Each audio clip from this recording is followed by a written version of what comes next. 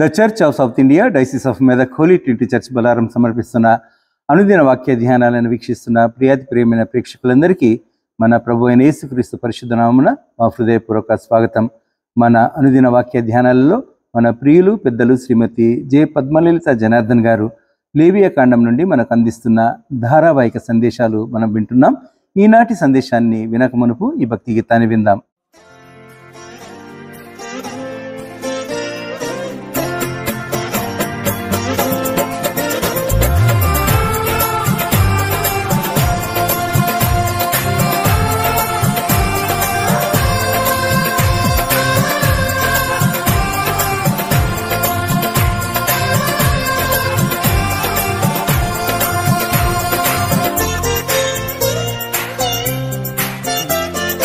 అభిషేకమా ఆత్మాభిషేకమా నన్ను దీవింప నాపైకి దిగిరమ్మయ్యా.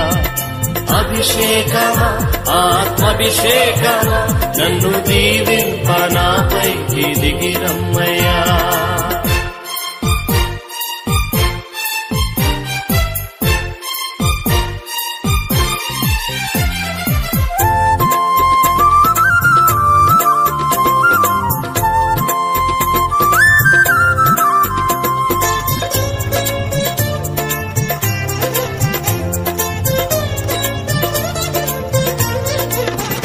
నీవు నాలో నుండా నాకు భయమే లేదు, నేను దావీదు వలెనుందును.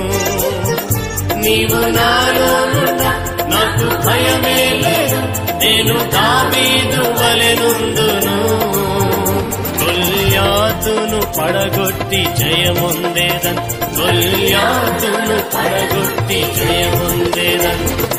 అభిషేకమా ఆత్మాభిషేకమా నన్ను దీవింప నాపైకి దిగిరమ్మయ్యా.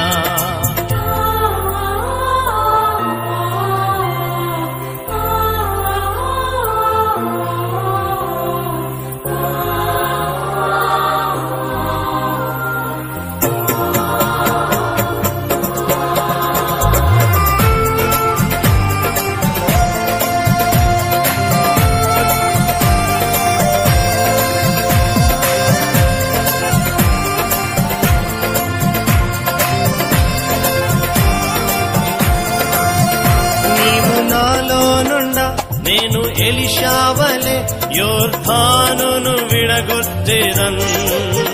నీవు నాలోనున్నా నేను ఎలీషావలే యోర్దానును విడగొట్టేదన్. ఎన్నో ఘనమైన కార్యములు చేయగలను, ఎన్నో ఘనమైన కార్యములు చేయగలను. అభిషేకమా ఆత్మాభిషేకమా నన్ను దీవింప నాపైకి దిగిరమ్మయ్యా.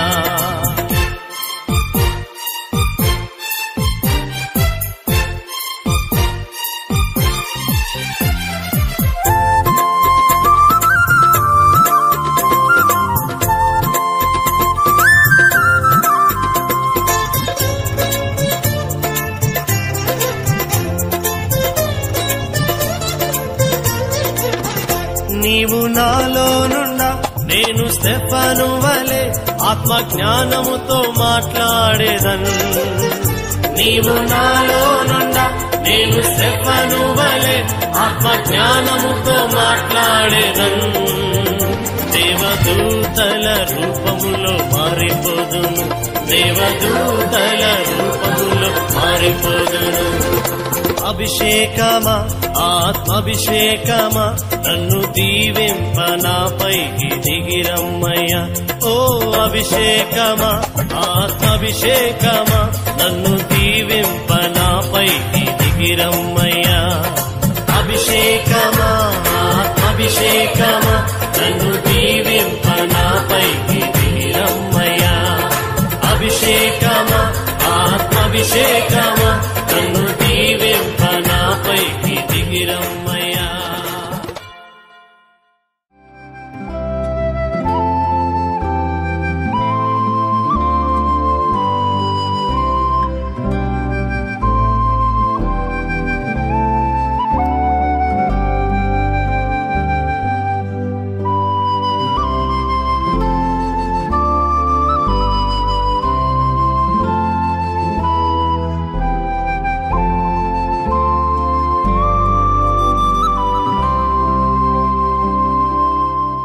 అనుదిన దైవ ధ్యానానికి స్వాగతం. యేసుక్రీస్తు పరిశుద్ధ నామములో మీకు అందరికీ శుభములు కలుగును గాక. ఒక మాట ప్రార్థన. నా నోటి మాటలు మా అందరి హృదయ ధ్యానములు నీ దృష్టికి అంగీకారం లగును గాక. ఆమేన్. నేటి దినము లేవియా కాండము 4వ అధ్యాయం 1-6 వచనాలు. మరి యెహోవా మోషేకి ఇలాగు సెలవిచ్చెను, నీవు ఇశ్రాయేలుతో ఇట్లనము, యెహోవా ఆజ్ఞలన్నిటిలో దేని విషయమైనా ఎవరైనా పొరపాటున చేయరాని కార్యములు చేసి పాపి అయిన ఎడల, ఎట్లనగా ప్రజల అపరాధనగులట్లు అభిషక్తుడని యాజకుడు పాపము చేసిన ఎడల, తాను చేసిన పాపమునకై నిర్దోషమైన కోడెదూడను యెహోవాకు పాప పరిహారార్థ బలిగా అర్పింపవలెను. మొదటిది దహన బలి, రెండవది నైవేద్య బలి, మూడవది సమాధానం. దహన బలిలో మగది మాత్రమే బలమైనది, ఎద్దు, గొర్రె. దహన బలి చాలా శ్రేష్టమైనది, విలువైంది. నైవేద్య బలిలో గోధుమ పిండి, ఒలీవ నూనె. సమాధాన బలిలో ఆడదైనా సరే మగదైనా సరే, బలహీనమైందనే సరే బలమైందనే సరే. ఇప్పుడు చివరిది ఏంటిదంటే 4వది పాప పరిహారార్థ బలికి. ఇది డిఫరెంట్గా ఉంది. ఒక కామన్ పర్సన్ చేస్తే ఎట్లా, సంఘ పెద్ద పాపం చేస్తే ఎట్లా, యాజకుడు పాపం చేస్తే ఎట్లా, సమాజం చేస్తే ఎట్లా అంటే మొత్తం ఓవరాల్గా అందరినీ దేవుడు కవర్ చేశాడు ఇందులో. ఇక్కడ యాజకుడు పాపం చేస్తే ఏ విధంగా అవుతుంది, ఈ బలి గురించి 4వ అధ్యాయంలో 5వ అధ్యాయంలో 13వ వచనం వరకు ఉందన్నమాట. ఇది సిన్ ఆఫరింగ్స్ అని రాయబడింది. యాజకుడు పాపం చేస్తే తాను చేసిన పాపములకై నిర్దోషమైన కోడెదూడని యెహోవాకు అర్పించాలి. ఇక్కడ కూడా నిర్దోషమైన కోడె అంటే ఆవు అండి. ఆవు, ఇది నిర్దోషమైన కోడెను యెహోవాకు అర్పించాలి. అది ఎక్కడ, ప్రత్యక్షపు గుడారం యొక్క ద్వారములకు యెహోవా సన్నిధిని ఏ యాజకుడు తప్పు చేసినా అని ఫీల్ అవుతాడో, ఇది అంతరంగంలో పరిశోధించుకోవాలి. అతను పొరపాటు అయిందని మనకు మాట్లాడేటప్పుడు తెలుస్తుంది. ఏదైనా పొరపాటు అయితే, ఏదైనా అబద్ధం అయితే, ఏదైనా మోసం అయితే మనకి మనస్సాక్షి గద్దిస్తుంటుంది. అక్కడ యాజకుడు పాపం చేస్తే ఏం చేయాలా, ప్రత్యక్షపు గుడారం దగ్గరికి వచ్చి యెహోవా సన్నిధిని ఆ కోడెను తీసుకుని వచ్చి కోడె తల మీద చెయ్యుంచి యెహోవా సన్నిధిని కోడెను వధించవలను. అభిషక్తుడని యాజకుడు ఆ కోడె మీద రక్తంలో కొంచెం తీసి ప్రత్యక్ష గుడారానికి, ఆయన యాజకుడు కాబట్టి ఆయన తల మీద చేతులుంచి ఏం చేస్తాడంట, ప్రత్యక్ష గుడారానికి తీసుకొని రావడం. ఆ యాజకుడు ఆ రక్తంలో ఏం చేయాలా, వ్రేలు ముంచి పరిశుద్ధ మందిరం యొక్క అడ్డు తెరది ఎదుట ఆ రక్తంలో కొంచెము 7 మారులు, 7 అనేది పరిపూర్ణత, 7 మార్లు యెహోవా సన్నిధిని ప్రోక్షింపవలను. అప్పుడు యాజకుడు ప్రత్యక్ష గుడారములో యెహోవా సన్నిధిలో సుగంధ ద్రవ్యం ధూపవేదిక కొమ్ముల మీద ఆ రక్తం. ఈ ప్రత్యక్ష గుడారంలో ఏమేమి ఉండాలని మనం నేర్చుకున్నాం. ఏముండాలా, ధూపవేదిక, ఇత్తడి బలిపీఠము, వీటన్నిటి మీద జరిగే కార్యక్రమము ఇక్కడ రాబడి. వ్యక్తిని బట్టి బలిని తీసుకురావాలి. యాజకుడు తప్పు చేస్తే నిర్దోషమైన తోడను అర్పించాలి. అర్పించిన బలి యొక్క రక్తము 3వ వచనంలో నేర్చుకున్నాం మనం.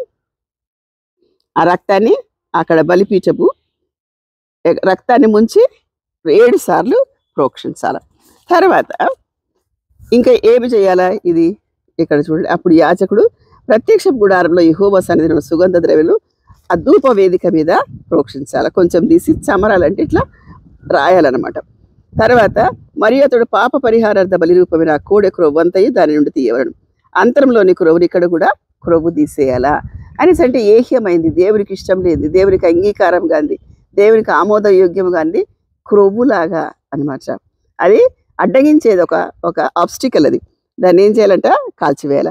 సమాధాన బలియకు ఎద్దు నుండి తీసినట్టు దీనిని తీయవలను. యాజకుడు దహన బలిపీఠం మీద వాటిని ధూపం వేయవలను. ఆ కోడ యొక్క శేషమంతయు అనగా దాని చర్మము, దాని మాంసమంతయు, దాని తల, దాని కాళ్ళు, దాని అంతరములు, దాని పాలెం వెలుపల బూడిదను పారబోయ పవిత్ర స్థలములకు తీసుకొని పోయి అగ్నిలో కట్టెల మీద కాల్చవలను. ఇవన్నిటికీ ఒకటే పద్ధతి, ప్రొసీజర్ ఉంది. కానీ ఒక దగ్గర గొర్రె, ఒక దగ్గర ఎద్దు, బీదలు అర్పించేది పావురము, గువ్వ. ఇక్కడైతే ఇది చాలా మంచిగా అనిపించింది. పాప పరిహారాల బలిది యాజకుడు చేస్తే చేయాల, కామన్ పర్సన్ చేయాల, సమాజం అంతా చేయాల, సంఘ పెద్దలు కూడా చేయాలి. ఇప్పుడు ఇంకొక ఎపిసోడ్లో మనం విందాం సమాజం అంతా చేస్తే ఎలా ఉంటుంది. కాబట్టి ఇదేది సమాధాన బలి, పాప పరిహారార్థ బలి గురించి నేర్చుకున్నాం. ఈ మాటలన్నీ కూడా మన జీవితానికి అప్లై చేసుకొని యేసుక్రీస్తును ముందుగా గుర్తుపెట్టుకోవాల్సిందిగా మిమ్మల్ని మనవి చేస్తున్నాను.